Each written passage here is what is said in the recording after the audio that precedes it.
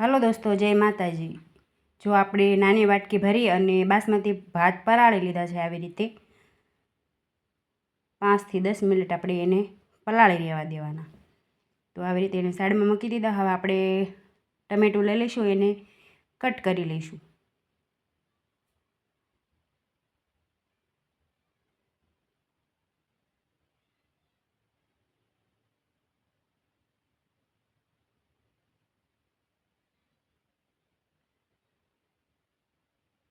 તો આપણું ટમેટું કટ થઈ ગયું છે।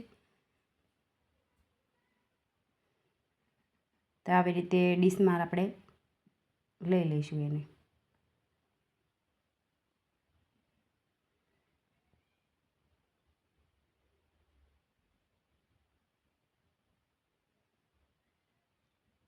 હવે આપણે આ બટેટું લઈ લીધું છે, એને પણ આપણે કટ કરી લઈશું।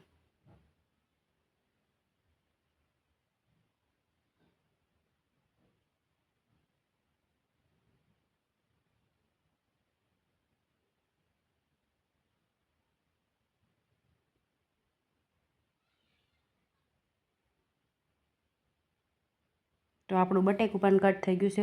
આપણું એને પણ ડીશમાં કાઢી લઈશું। હવે આપણે મરચાં લઈ લેવાના છે।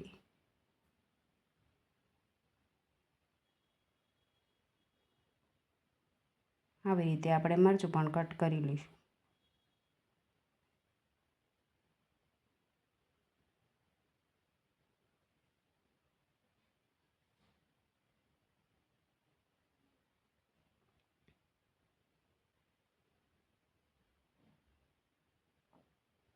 હવે આપણે લીલા વટાણા લીધે એને પણ ફોલી લઈશું। આપણે આવી રીતે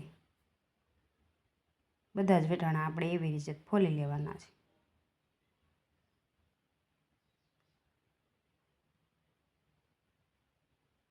હવે આપણે એક સૂકી ડુંગળી લઈ લઈશું, એને પણ કટ કરી લઈશું।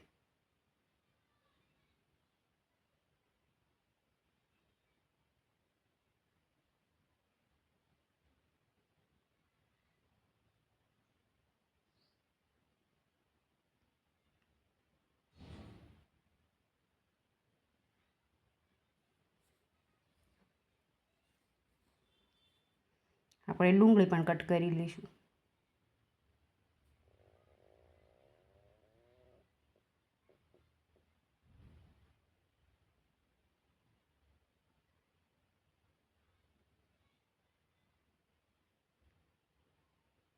હવે એને પણ આપણે સાઈડમાં રાખી દઈશું। આ બધું આપણે ડીશમાં એક બાજુ મૂકી દેવાનું।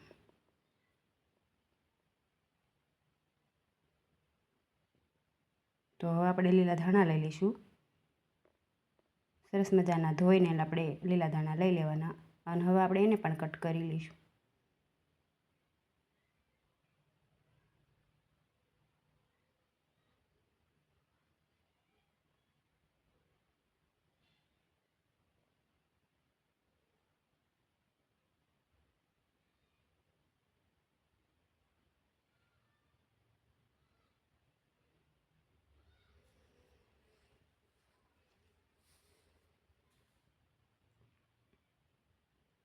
એને પણ આપણે સાઈડમાં મૂકી દઈશું।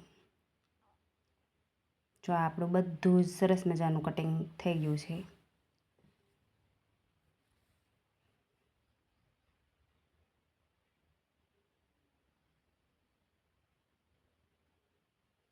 તમારી પાસે જો વધારે ગાજર હોય કે એવું બધું હોય તો તમે લઈ શકો છો। મેં આટલું જ નાખ્યું છે। તો આપણે તેલ મૂકી દીધું છે, 2 પાવડા જેવું આપણે તેલ લઈ લેવાનું, એને ગરમ થવા દેવાનું।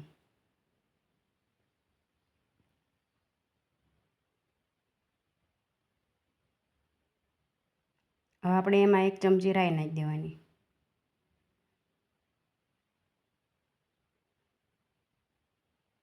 હવે 1 ચમચી આપણે જીરું નાખી દઈશું, 1 ચમચી હિંગ નાખી દઈશું। હવે આપણે બટેકું કાપેલું લઈ લેવાનું, મરચું, ડુંગળી, ટમેટું અને વટાણા આપણે આ બધું જ નાખી દેવાનું સરસ મજાનું।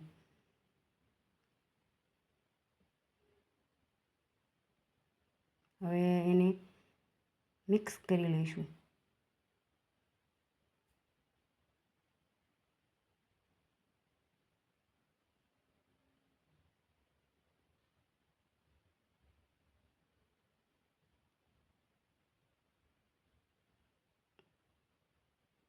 એક ચમચી જેવી હળદર અને એક ચમચી જેવું લાલ મરચું, એક ચમચી જેવું આપણે ધાણા જીરું એને નાખી અને સરસ મજાનું આપણે મિક્સ કરી લેવાનું.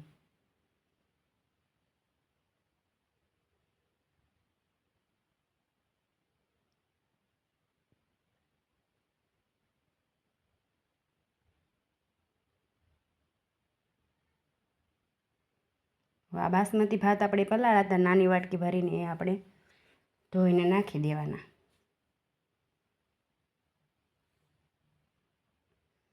ભાત નાખીને સરસ મજાનું બધું મિક્સ કરી લેવાનું.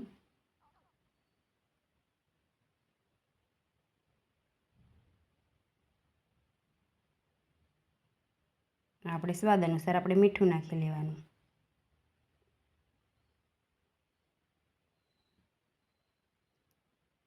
આપણે આ પાઉંભાજી મસાલો નાખી દેવાનો.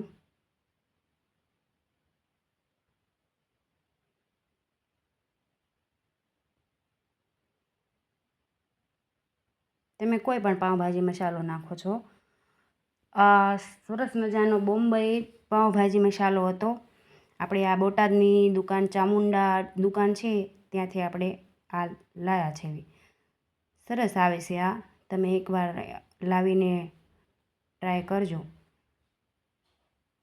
તો આવી રીતે આપણે એમાં 1 ગ્લાસ જેવું પાણી નાખી અને એને ઢાંકીને સરસ મજાને ચડવા દેવાનું. જો અસલ મજાના આપણે ચડી ગયું છે. હવે આપણે એમાં લીલા ધાણા નાખી દઈશું. ઉપરથી આપણે લીંબુનો રસ નાખી દેવાનો. હવે આપણે એને કાઢી લઈશું.